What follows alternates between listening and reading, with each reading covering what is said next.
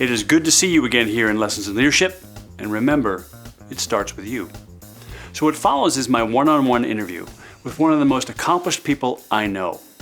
Now, of the plaques hanging on the wall in his office, you'll come to find that he's very well educated, and that includes stopovers at Notre Dame and Harvard Law School. This dude is whip smart, and he's an unconventional thinker, who I'd also describe as the human Rubik's Cube. Of the twists and turns he's overcome, one of them is a $40 million problem. I'm happy to introduce you to Brian Murphy. Roll it, guys.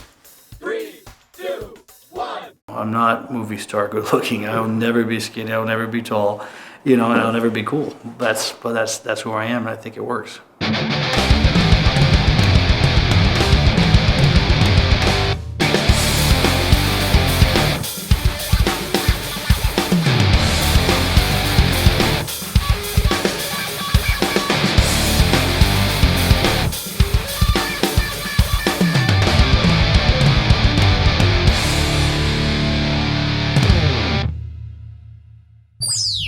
And in this edition of Unopened Gifts, we hear from Brian Murphy, also affectionately referred to as Murph, who works with some of the top athletes in the world, negotiates contracts for hundreds of millions of dollars.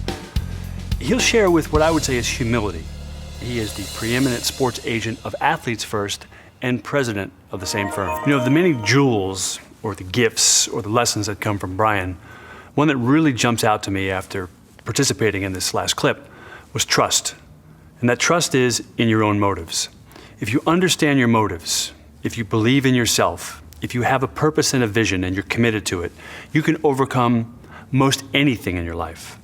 Now, the clients and the staff that he was trying to attract and retain had probably not much to go on other than his vision, the words he used, the language to paint the picture for them.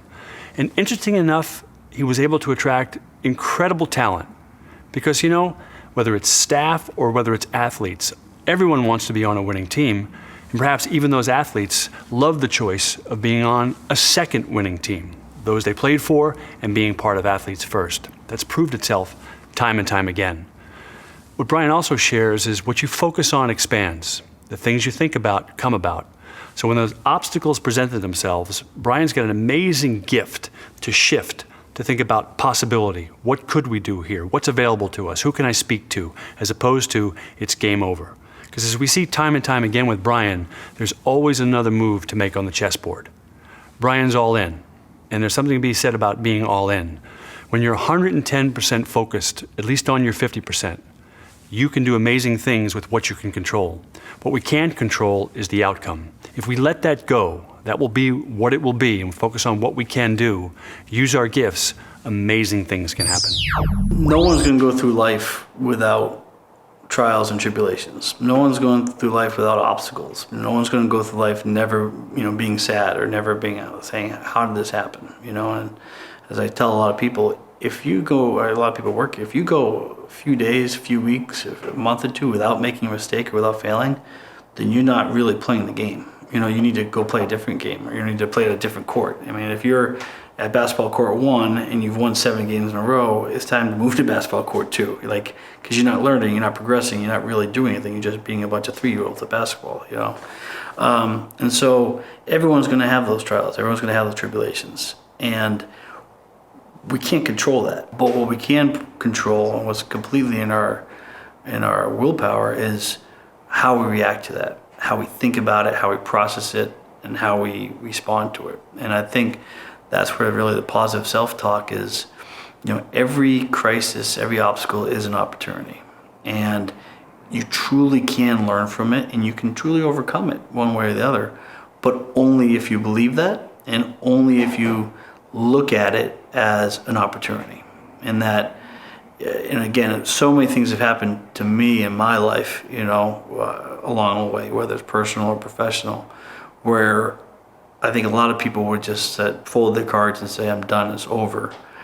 And I'm definitely not all that much more intelligent than other people. I'm definitely not stronger than other people. I hate pain, but I think the one characteristic that I do have that's helped me is looking at everything in a really positive way.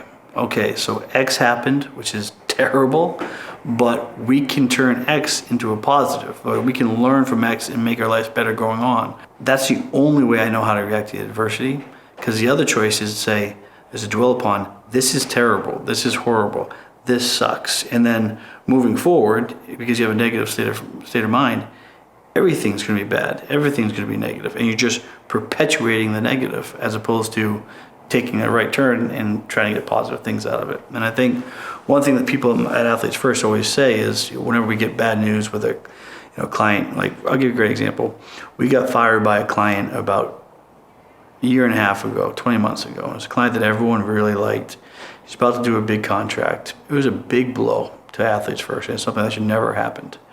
And everyone was like, wow, this is terrible. We lost money, we lost a client, people are going to use this against us. What a bad day. And my response was, no, this is perfect. I'm really glad this happened. Like, what are you talking about? I said, that person should never have fired us. That means we're doing something wrong in terms of our client maintenance. Let's take this opportunity and prioritize client maintenance, which we kind of thought we were doing a great job on, but obviously if he fired us, we're not. So we had a company retreat and the whole theme was client maintenance, client maintenance, client maintenance. And from that, we got a client maintenance team. We had different processes set up, we have different protocols set up. And now at this retreat that we just came back from 2 years later, we haven't had anyone fire us in 12, 14, 15, 16 months, which had never happened before. And so a really negative event, which could have been a reason to, hang our heads and be down and despondent for a while, we looked at that as an opportunity to improve. And now we've not only maintained and retained all of our clients, but we've added a bunch more because of the high level of services we're giving them.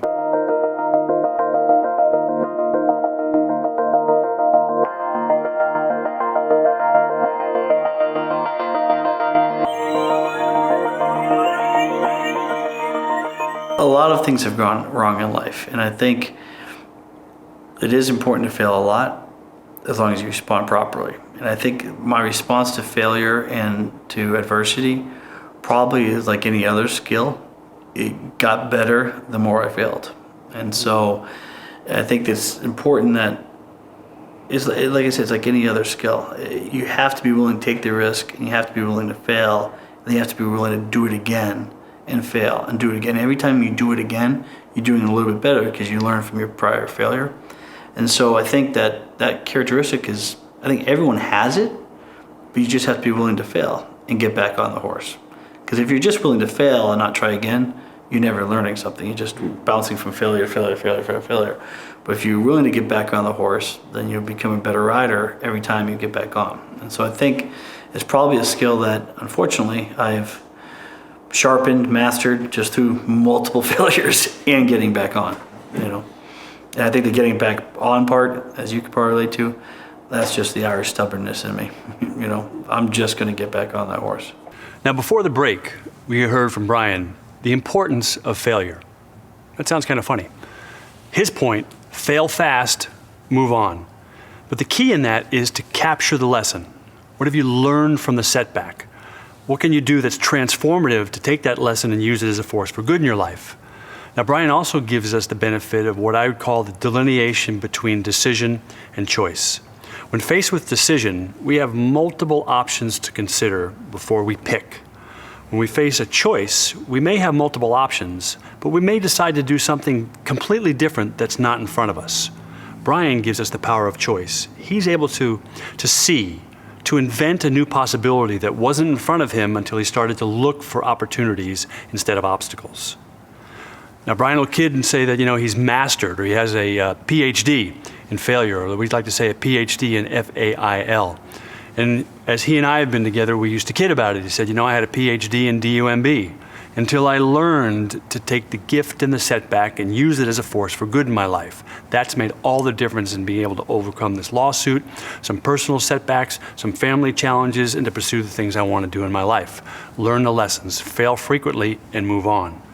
And Brian will tell you, he calls it his Irish background. It's not failure if you get back up one more time, if you put a saddle back on the horse. And the last 2 points I'll leave you with, Brian is all about perseverance, and in reality, discipline. Now, people might say to me in the coaching work I do, or if I'm engaging an audience, I don't have perseverance or I don't have discipline. That's not something you find when you open up your kimono. It's an action. Perseverance and discipline aren't what you have, it's what you do. Brian teaches us through failure is you get up one more time. You have the discipline, you focus, and you exercise it like a muscle, and that's a gift that keeps on giving. Brian asked a great question around trust. Simple. Do you trust yourself? Do you believe in yourself? When Brian had no athletes and nobody on his team, he knew he needed to believe. But it wasn't important for Brian to make others believe in what he was saying, only that they believed he believed it. He said it, a focus on results doesn't equal results, and what you focus on expands. So the question, what are you focusing on? Hey, recognize manure happens, but manure is fertilizer. We can grow from failure. So let me ask you, how can you be better? And what are you doing to be better? And when's the best time? Now. So remember, as always, it starts with you.